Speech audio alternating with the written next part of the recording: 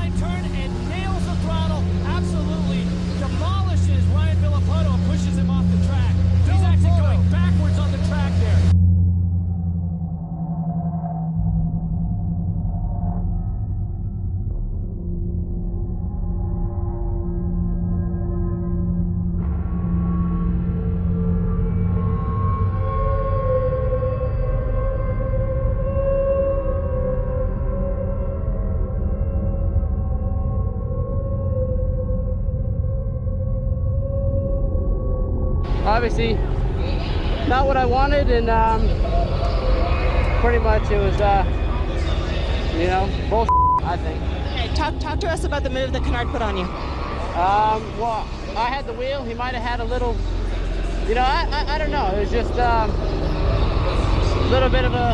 He ran me off the track, and I hit the white stuff, or the aluminum tower thing. An upsetting night, guys, for Ryan Villapoto.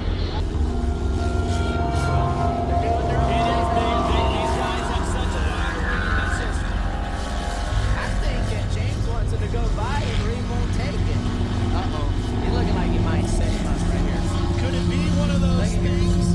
There he is, inside. Oh, contact. Oh, it is